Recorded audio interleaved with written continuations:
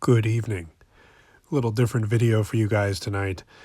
People often send me questions and ask me a lot of things, and generally this is through email or through the comments, and a lot of times it's stuff I've covered in previous videos, but sometimes it's original questions, or sometimes the questions they ask are all kind of pertain together, and I haven't really addressed them all in one place. So from time to time, I'd like to do these Q&A videos along with the live streams that I've been doing and movie reviews to also kind of supplement some of the theory videos that I'm kind of known for on this channel. So I got 3 questions from Anastasis. He says he's a ufologist from Greece, and which is cool. It's kind of neat that when you have fans from all over the world. Now the email, some of the translation might be a little bit off if he's using Google Translate, or English might not be his first language, although he's a better writer than probably half the people that leave me mean comments as far as grammar goes. It's just a little oddly worded, so if you hear it a little oddly worded, you got to remember this is coming from Greece, so English might not be his first language. But I'd like to jump into it and go down some of the questions, because I found them to be kind of thought-provoking and kind of curious questions, especially from a guy who's into UFOs and would like to get into cryptids. And so let's hop into it.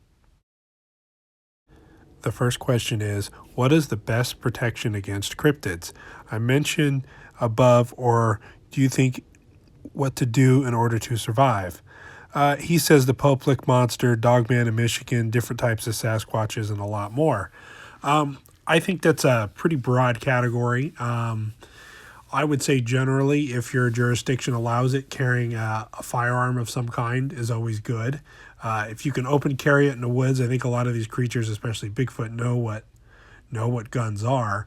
You don't want to necessarily brandish it or point it unless it's a life or death situation, but being armed sends a message to people and critters and everything else that you're ready and willing to use it. Also get yourself some training, figure out how to use that gun and be proficient with it. Also, don't go alone.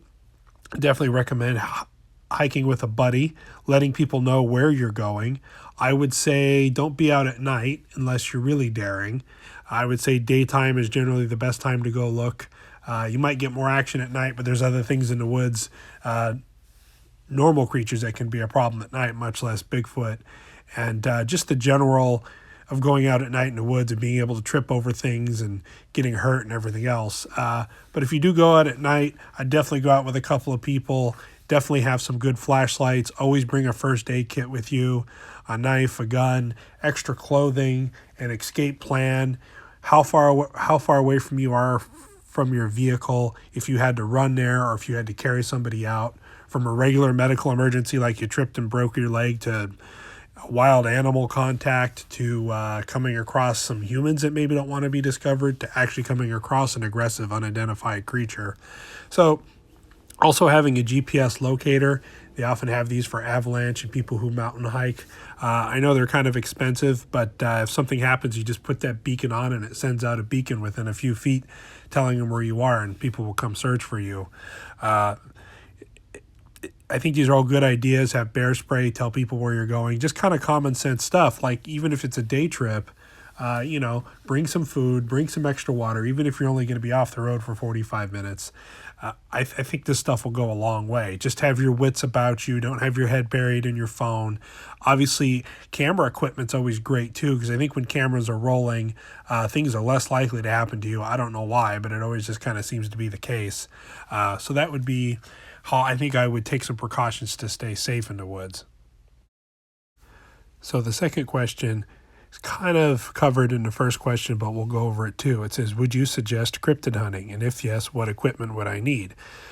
All the stuff I said in the first question about survival equipment and general stuff about being in the woods, extra clothing, sturdy pair of boots, telling somebody where you are, that kind of stuff.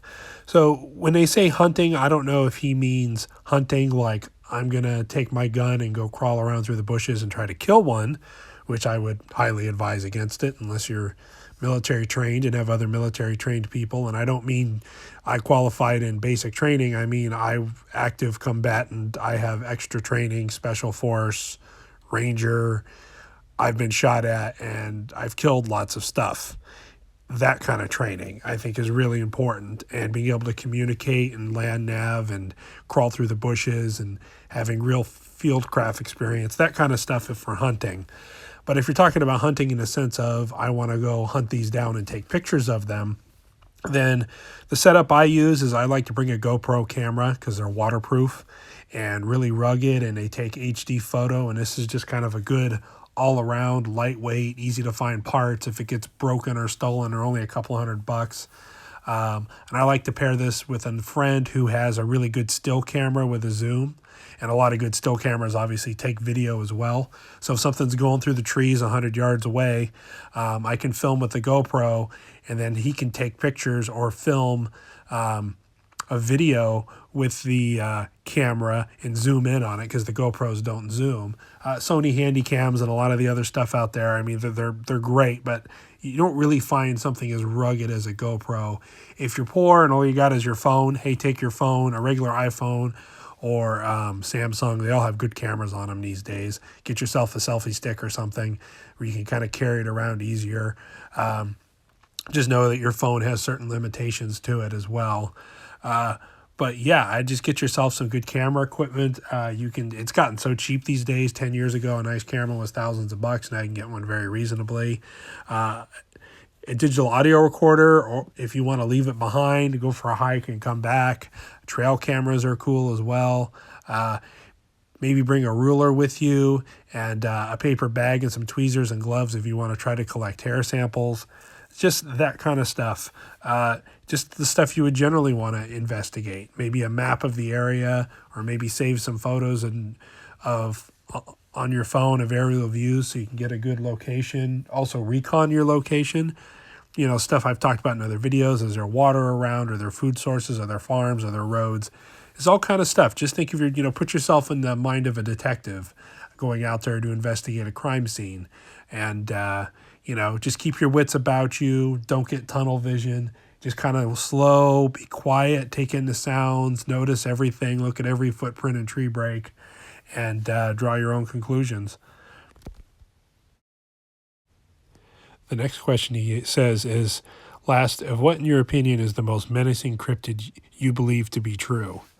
Well, I believe most of these cryptid stories, especially the ones that have multiple witnesses and generations and going back to Indian times, are true. I mean, there's a few cryptid things out there that, even I find a little hard to believe, but for the most part, I kind of believe them all. The scariest or most menacing, you have your one-offs like the Loveland frog and tripod creature and the goat man and things you don't hear too much about. But you've got, I think, the most scary contemporary one, menacing, would probably have to be the dogman, this dogman phenomenon. It's really blown up in the last few years, although people have been seeing them. A lot of the natives have traditions of them. No one ever has anything nice to say. I mean, occasionally people throw a comment on there, oh, I've met a dogman and he was nice. And not doubting you, Mr. Anonymous Internet person, but I have a hard time believing that. So I would have to say pound per pound, the dogman is one of the most menacing creatures, sinister, makes the least amount of sense biologically. People see them. There's some very bizarre circumstances surrounding them. I mean, there's things like the gugwe, which is the Bigfoot creature with a snout, like a bear snout or like a baboon snout that appears to be carnivorous, and the Wendigo varieties of Bigfoot where they're built like a big patty, but they have sharp teeth and sharp claws that like alpines and seem to be purely meat eating. I mean, those are obviously terrifyingly frightening, but those are rare. Like mountain giants are also very scary because they live in very remote areas. I mean, all those cryptids are scary, but the dogman, this upright walking canine, and its variants that people see, they're reported all over the place. Now, if they're crossing the border into something more paranormal than physical, I don't know. But there's all sorts of reports of them being a natural creature and being an unnatural creature and traveling in packs and scratching and eating and doing all the stuff an animal does. And then there's other very, woo type stuff out there associated with the dogman. So, yeah, I mean, generally, Bigfoot is just always kind of scary, and I think Bigfoot's weird because they're so human-like, but they're not human at all. and the stories of all the native ants stories of the hairy man abducting people, and the wood booger will get you, and all that kind of stuff, play into Bigfoot being scary. But I would just say pound for pound, being a worldwide phenomenon, not just a local monster, I would say definitely this Dogman thing is quite scary, and will definitely kind of haunt your dreams, and it's just so unnerving and so unnatural. If a Bigfoot is a 6 on the 1 to 10 scale of weird stuff, I mean, a Dogman's like an 8 or a 9 out there, you know. So that's kind of my vote. Thank you very much, Anastasis. I hope you like this video response. I told you a little while ago I was going to do it, but I just now got around to it. I hope you guys enjoyed the questions. I'm 2 or 3 weeks out on my email, so if you emailed me and I didn't get back, I will eventually. So thank you very much. Stay safe in the woods. If you'd like to follow me on social media, you can find me at unstellar.com. You can also find me at twitter.com at realmattsquatch. This is where I post notifications for new videos outside of YouTube. And I'm also on Instagram. I post other random pictures here too, and sometimes some stuff about Bigfoot as well. And you can always email me at mattsquatchpresents@gmail.com.